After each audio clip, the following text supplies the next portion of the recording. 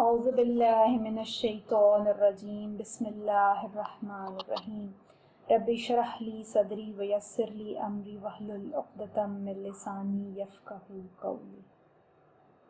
تمام تعریفیں ہیں اس پاک پروردگار کے لیے کہ جس نے مجھے اور آپ کو اپنی ذات کے سوا کسی کا محتاج نہیں رکھا، جس نے ہمیں اتنی بے بہا نعمتیں دی ہیں کہ اگر ہم اپنا سر سجدے سے نہ اٹھانا چاہیں تو ہم اپنی ساری زندگی سجدہ شکر میں گزار سکتے ہیں ان نعمتوں کے بدلے، لیکن پھر بھی یہ نعمتیں اس قدر بے بہا ہیں کہ ان کا پروردگار کو شکریہ ادا نہیں کیا جا سکتا۔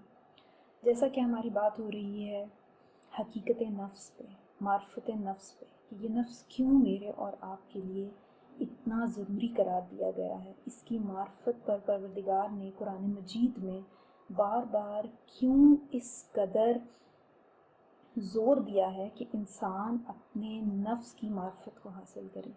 آخر نفس کی معرفت میں ایسی کیا چیز پوشیدہ ہے جو انسان کے لازمے میں سے قرار دی گئی ہے۔ سورہ شمس میں خدا کہہ رہا ہے نفسیوں وما سواہا، کہ یہ نفس، اس نفس کی قسم کھائی اور پھر کیا کہا کہ ہم نے اسے کتنا اچھا بنایا ہے، کس قدر بہترین تناسب سے بنایا ہے۔ اس آیت میں نفس پر غور کرنے کی دراصل تاکید کی جا رہی ہے، جیسا کہ خالق نے کوئی شاہکار بنایا ہو اور بنانے کے بعد اس پر ناز فرمایا ہو۔ پروردگار اکرم ایسے نفس کو بنا کر میرے اور آپ کی توجہ دلا رہا ہے۔ نفس انسانی بھی قدرت کا شاہکار ہے، مگر ہلاکت یہ ہے کہ ہم اپنے اس گوہر نایاب کی نفس شناسی پیدا کر سکیں۔ امام علی علیہ السلام نے کیا فرمایا کہ جو شخص اپنی قدر نہ پہچانے وہ ہلاک ہو جاتا ہے۔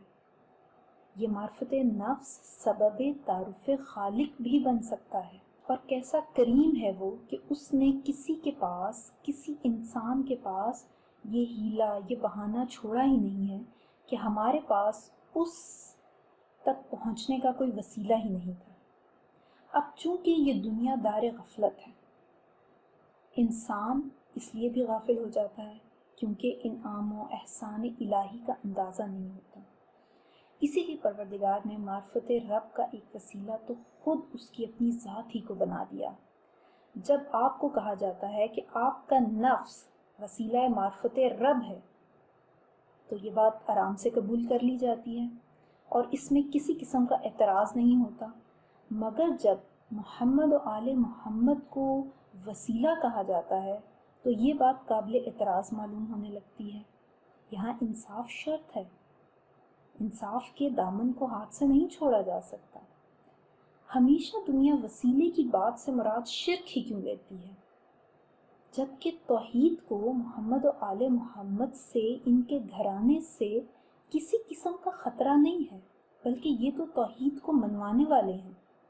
توحید اگر محفوظ ہے آج تک تو وہ صرف دین محمدی میں ہی ہے، ورنہ باقی صحیفوں میں، باقی آسمانی کتابوں میں ملاوٹ ہو چکی ہے۔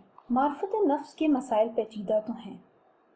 سب سے پہلے اگر ہم یہ تصور کریں کہ نفس مجرد ہے، مادی نہیں ہے، تو نفس کا مادی نہ ہونا ہی معرفت رب کی سب سے بڑی دلیل ہے۔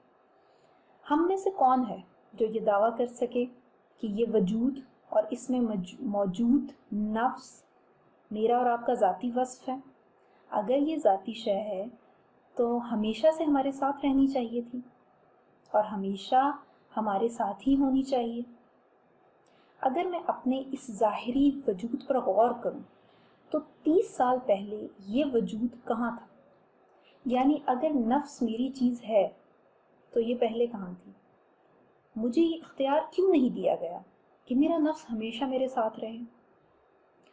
ذہن میں جب یہ خیال مستحکم ہوا کہ یہ نفس ہمیشہ سے میرے پاس نہیں تھا تو فوراً خیال آئے گا کہ پھر کہاں تھا۔ جیسے ہی یہ کہاں تھا کا دروازہ کھلا تو معرفت رب کا دروازہ کھل گیا، یعنی کوئی قدیم ضرور ہے جس نے اس نفس کو بنایا، اسے سنبھالا۔ نفس ایسا ہے کہ ہمیشہ سے آپ کے ساتھ نہیں تھا، کوئی قدیم ہے جس نے اسے بنایا، مگر بنایا کیسے؟ نفس میں مادہ تو ہے ہی نہیں، اور نفس کو رکھا اس لیے تاکہ اس پروردگار کی حجت ہم انسانوں پر تمام ہو جائے۔ نفس بلا واسطہ دیکھ نہیں سکتا، آنکھوں کا محتاج ہے۔ اگر جسم میں ہے تو ٹھیک ہے، ورنہ یہ آزاد و بے نیاز ہے، یہ کفر سے عنصری سے بھی آزاد ہے۔ سننے کے لیے اسے کانوں کی بھی ضرورت نہیں ہے۔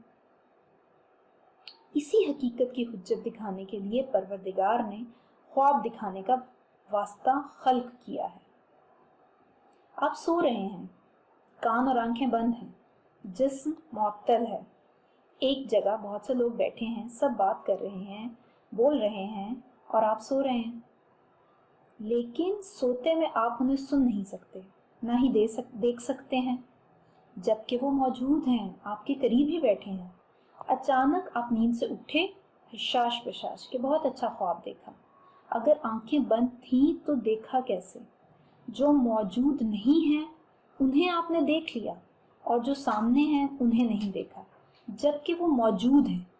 اگر صرف خواب کو غور سے دیکھیں تو اسی سے تجرد نفس بھی ثابت ہو جاتا ہے، اور نفس اتنا قوی ہے کہ جب جسم سے آزاد ہو جائے تو مکان سے لامکان تک کی سیر کر لیتا ہے۔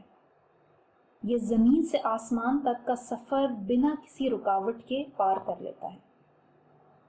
ہمارے ساتھ مسئلہ یہ ہے کہ ہمارا نفس کمزور ہے۔ جب تک ہم اپنی ظاہری آنکھیں بند نہیں کرتے ہم خواب نہیں دیکھ سکتے، لیکن جن کا نفس قوی ہوگا ان کی ظاہری آنکھیں کھلی بھی رہیں گی تو بھی چشم نفس سے وہ دیکھ سکیں گے۔ جیسے کہ محمد مصطفیٰ صلی اللہ علیہ وآلہ وسلم جس طرح آگے دیکھتے تھے وہ اسی طرح پیچھے بھی دیکھ سکتے تھے۔ معتبر محدثین نے لکھا ہے کہ یہ نفس ہی کی تو قوت تھی، اور دوسرا بہرحال وہ ہمارے جیسے نہیں تھے، وہ مڑ کر کبھی نہیں دیکھا کرتے تھے۔ یہ حجاب مادی ہمارے لیے حجاب ہیں، ان شخصیات کے لیے نہیں ہیں۔ اگر ان کا جسم مبارک آج مسجد نبوی میں مدفن ہے تو یہ حجاب مادی نہیں ہے، وہ آج بھی دیکھ رہے ہیں، وہ آج بھی سن رہے ہیں۔ نفس مصطفیٰ نے کیا کہا کہ اگر پردے ہٹا بھی دیے جائیں تو علی کے یقین میں اضافہ نہیں ہو سکتا۔ مادہ ان کے نفوس قدسیہ کے لیے حجاب کبھی ہے ہی نہیں۔ اب ہمارے پہ کیا ذمہ داری ہے کہ ہمیں جب یہ معرفت نفس حاصل ہو گئی ہے تو اب ہمیں نفس کو قوت عطا کرنے کی فکر کرنی چاہیے۔ کیوں؟ کیونکہ نفس میں سیکھنے کی صلاحیت تو موجود ہے۔ نفس مجرد ہے تو اس کی پرورش بھی مجرد چیزوں سے ہوگی۔ نفس پروان چڑھتا ہے علم سے اور عمل سے۔ نفس کو طائر لاہوتی بھی کہا جاتا ہے، یعنی اس کی پرواز ہمیشہ بلندیوں کی طرف ہوتی ہے۔ طائر کو دو پروں کی ضرورت ہوتی ہے، ایک پر سے اڑ نہیں سکتا۔ علم عمل سے جدا ہو ہی نہیں سکتا۔ حدیث نبوی ہے کہ علم عمل کو آواز دیتا ہے، اگر آواز پر ٹھہر جائے تو علم وہاں رک جاتا ہے، ورنہ علم اور عمل دونوں ہی رخصت ہو جاتے ہیں۔ اگر آپ دقت کریں تو علم اور عمل کے حروف ایک ہی ہیں، عین لام میم، اجنبی حروف نہیں ہیں دونوں کے، حروف وہی ہیں، جوہر ایک ہی ہے۔ عالم کی تقلید اسی لیے واجب ہے کہ عمل ضائع نہ ہو جائے۔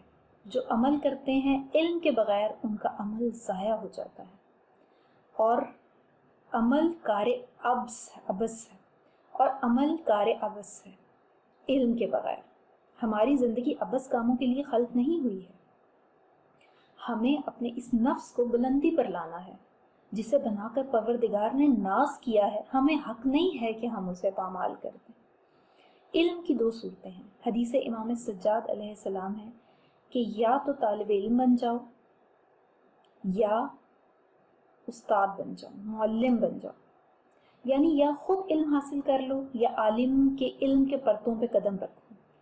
کسی بھی صورت میں جاہل ہونے کی اجازت نہیں دیتا ہے اسلام ہمیں۔ اب ہمیں راستہ تو طے کرنا ہے، یا ہمیں خود روشنی کا انتظام کرنا پڑے گا یا جس نے روشنی کی ہے اس کے پیچھے چلیں۔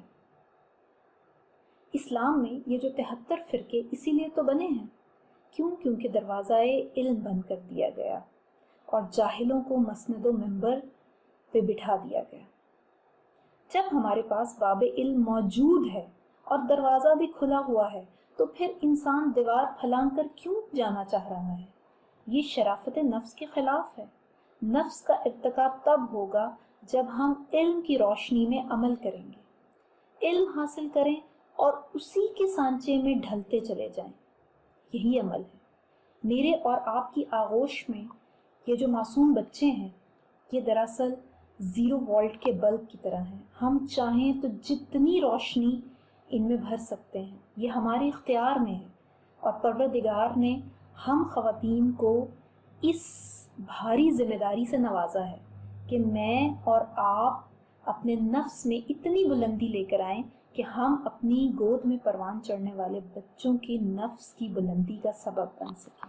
نفس کو آسودگی نہیں مل سکتی کبھی بھی عمل کے بغیر۔ علم اور نفس دونوں مجرد ہیں، انہیں تولا نہیں جا سکتا۔ علم جیسے جیسے بڑھتا چلا جاتا ہے، یہ ہمارے نفس کا حصہ بنتا چلا جاتا ہے۔ جیسے غذا جسم کا حصہ بنتی ہے، مادی غذا میں کچھ چیزیں جسم میں ضائع ہو جاتی ہیں، علم کا ہر جزو نفس کا حصہ بنتا چلا جاتا ہے۔ ایک وقت پر جسم کہتا ہے کہ اب بس، چاہے کتنا ہی پسند کا کھانا کیوں نہ ہو، مگر جسم اسے قبول نہیں کرتا۔ مگر علم کے معاملے میں ایسا نہیں ہے۔ علم کو نفس کبھی بھی نہیں کہتا کہ اب بس۔